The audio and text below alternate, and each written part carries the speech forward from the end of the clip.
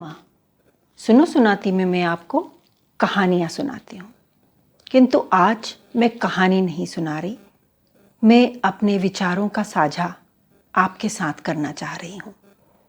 पिछले 2 दिनों में हर कोई श्रद्धा की भीषण हत्या के बारे में चर्चा कर रहा है, किंतु मैं श्रद्धा के बारे में बात नहीं करना चाहती। मैं बात करना चाहती हूँ माता पिता के बारे में, रिश्तेदारों के बारे में, मित्रों के बारे में और हमारे समाज के बारे में। कहाँ गलत हो रहे हैं हम, माता पिता के रूप में, रिश्तेदारों के रूप में, मित्रों के रूप में और समाज के रूप में।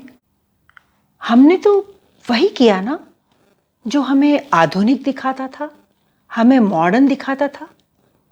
हमने हमारे बच्चों को पूरी स्वतंत्रता दी क्योंकि हम बहुत कूल पेरेंट्स हैं। हमने उनसे कहा तुम्हारा जो मन है वो करो। घर में कोई कार्य है, माँ है ना, कर लेगी। बाहर से कार्य है, पापा है ना, जाकर कर लेंगे। तुम अपनी पढ़ाई करो। घर में कोई रिश्तेदार आए हैं रहने, ना ना ना बेटा, तुम अपनी पढ़ाई पे ध्यान दो, कमरे में रहो, हम लोग हैं ना, सब संभाल लेंगे।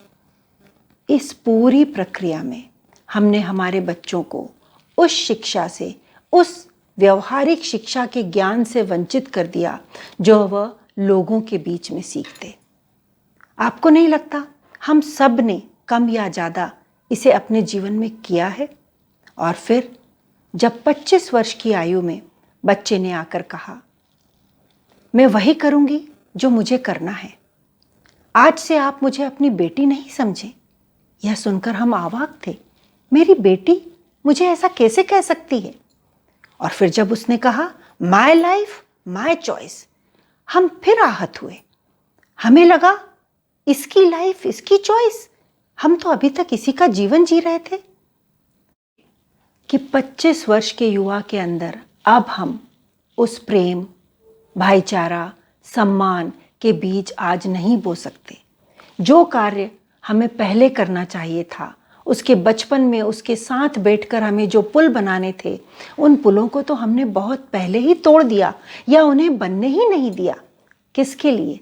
एक ऐसे व्यक्ति के विकास के लिए जो कि पूर्णतः स्वार्थी हो। मुझे जयशंकर प्रसाद की यह पंक्तियां याद आ रही हैं कि अपने में सब कुछ भर व्यक्ति कैसे विकास करेगा, यह एकांत स्वार्थ भीषण है, सबका नाश करेगा। और हमने वही समाज बनाया, उन्हीं स्वार्थी लोगों का समाज बनाया जिसमें स्वयं के अलावा किसी और के बारे में सोचने की क्षमता ही नहीं थी। दुख होता है, आज भी संभल जाएं। कहीं आपके भी घर में श्रद्धा के प्रतिरूप तो नहीं बन रहे हैं? ऐसा ना हो कि कहीं बहुत देर हो जाए। बच्चों को अपनी भाषा और संस्कृति से अलग नहीं करें, क्योंकि भाषा और संस्कृति ही वह जड़ है जो उन्हें अपने समाज से, अपने रिश्तेदारों से, अपने माता पिता से बांध कर रखती है।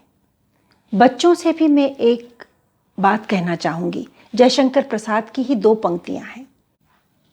यह महादंभ का दानव, पी अनंग का आसव, कर चुका भीषण रव।